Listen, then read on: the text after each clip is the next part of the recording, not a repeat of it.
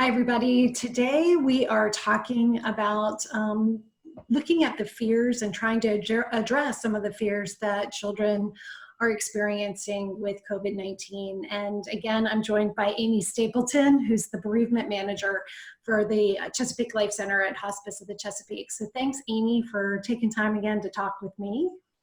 Sure, Tammy, it's my pleasure. So, as I mentioned, we're talking about fears for children during all this, the tumultuous times that we're all experiencing. Are there certain things that you've been noticing with children regarding COVID-19 and some of the fears that they're experiencing? Yeah, I mean, part of a child's life is being curious. And this is a time when kids have a lot of questions, understandably. So it's natural that along with questions that there sometimes can be fears. As a family, I think it's important to kind of create an open and supportive environment where kids know that they can ask any question and no question is kind of off limits.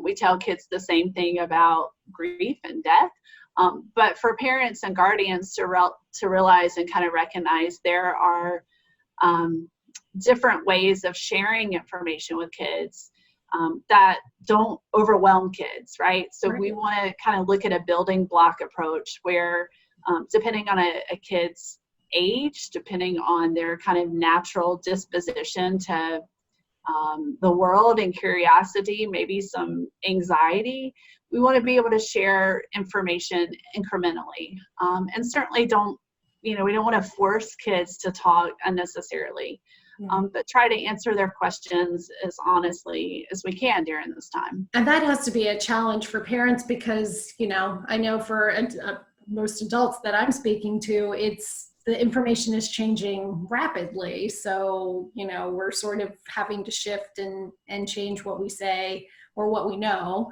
every day. So that can be, I'm thinking, a challenge as well. Yeah, and again, kids are naturally curious. So sometimes they overhear adults having a conversation and they might hear things or words that they're unfamiliar with or not exactly sure what these words mean. So it's always important to kind of clarify when a kid comes to you with a question, what really is their question? What are they curious about?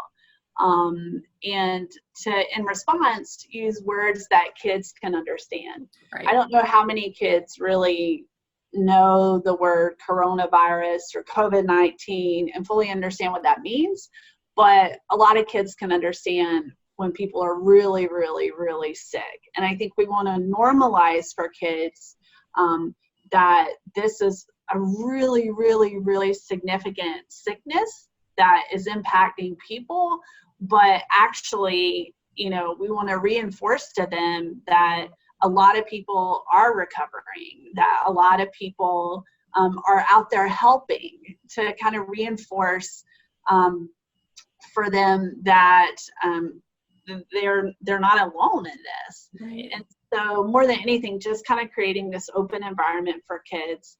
One of the things that I sometimes talk about with families after a death is to create kind of a space for kids to put some of their questions down, either on paper or kind of create a questions jar. And that could be a question about anything.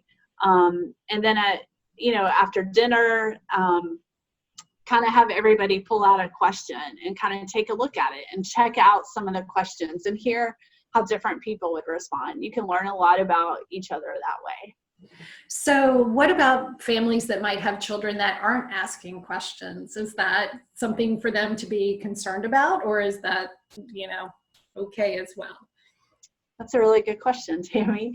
I think that every kid responds to stress differently. So trust that your kid. You want to be able to spend time with them and really assess how they're doing. If they're spending a lot of time in isolation, or they're not coming out of their room, or if their behaviors change around eating or sleeping, or sometimes with younger kids in particular, maybe they are appearing more clingy or even having nighttime accidents where they're wetting the bed. Those are signs of stress, and you kind of want to be able to check those out with your kid.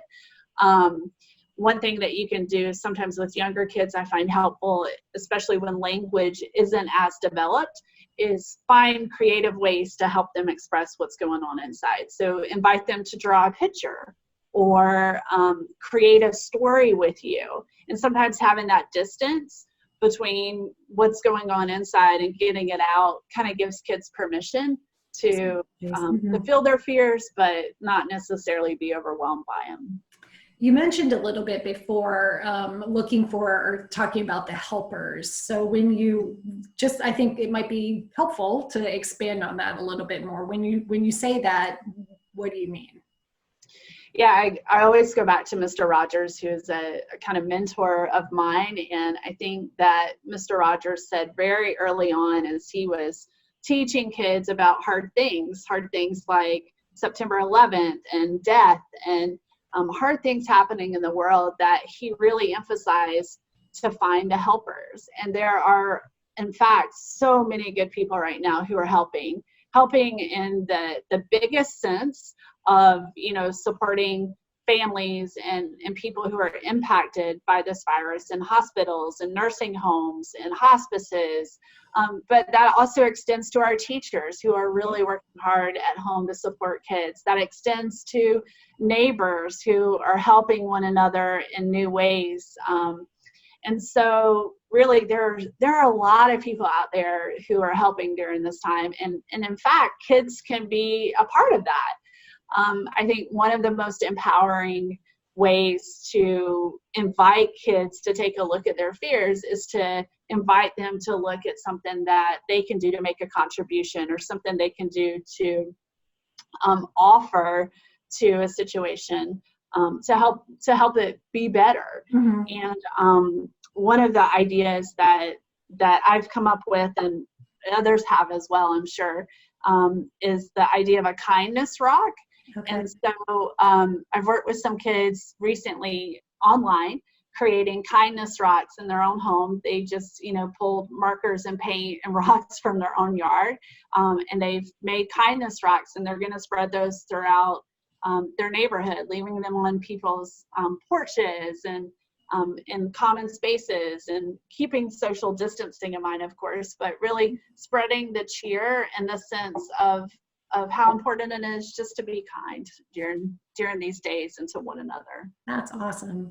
What about some child that might be a little bit more internal and might need a little help with just calming down or being mindful and that sort of thing? Is there something that you could suggest for a parent to do that, that could help calm them as well? Yeah, regulating kids, especially if they're, just feeling things really deeply, or they're, again, naturally more anxious or worried. I think a routine definitely helps, kind of knowing what they can expect. Okay, we're gonna wake up this time every day, and we're gonna conclude our day at this time. Having a set schedule where kids can contribute to chores and to making decisions about what they want for lunch, or maybe it's preparing lunch for themselves or their siblings, kind of listing what's learning time and set aside time for schoolwork. And then when's a break, when's a fun time when they can move their bodies or go outside, or just play. The language and work of childhood is truly play. And so we want kids to continue to play. It's unreasonable to expect that kids are just going to sit at a desk or a kitchen table and, focus on schoolwork or constantly be in a state of learning. Right.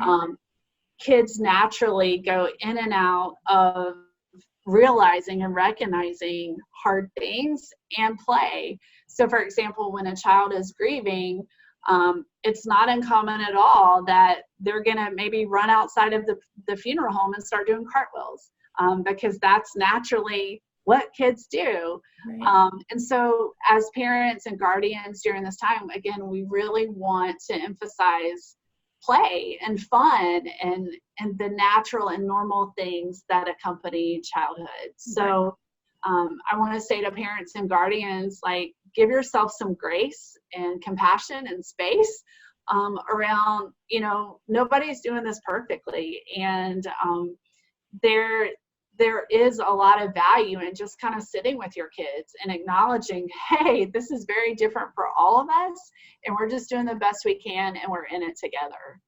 I would think too, for parents that are working from home still, that's another layer of stress, and that must be a little bit challenging as well, to try and be, you know, helping your children with schoolwork and still trying to work, and, you know, the fears, you know, all of these things sort of layered on each other. I think you had mentioned at some point, when you talked about free time and you talked about like play, and it seems like maybe when that could apply to parents as well, as far as like when you're done for the day with work, maybe when you're done, be done. Right. Yeah.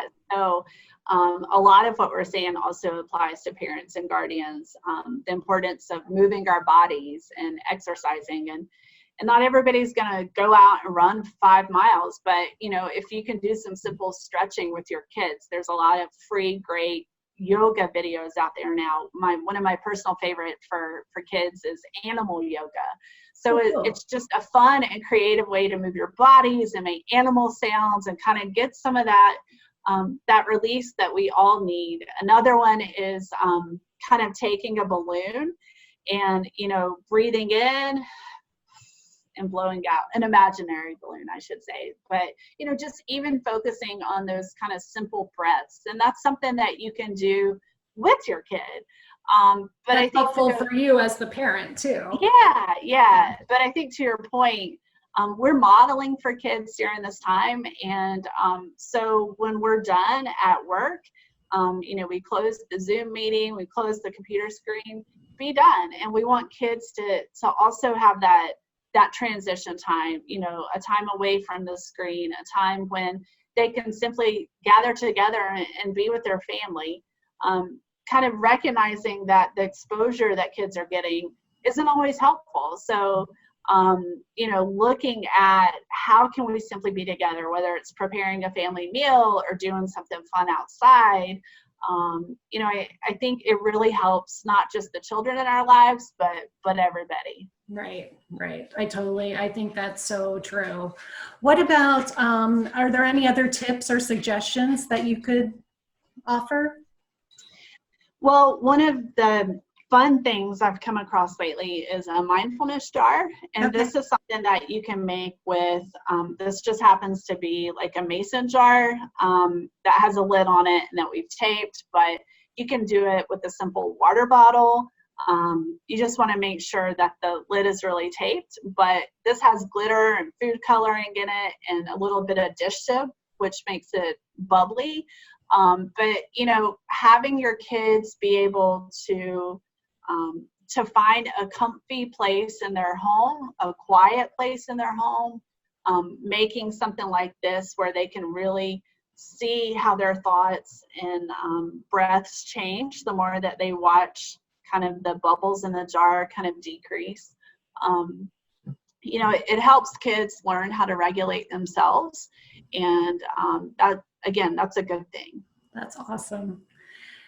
Thanks, Amy, so much for taking time to talk to me today about, you know, addressing some of the fears and some of the strategies that parents can use during this really difficult time. I appreciate it. Thank you, Tammy. In addition, I want to say thank you to John and Cathy Belcher Institute for providing the support for our community education programs. We are truly grateful, and thanks you guys for watching. Take good care.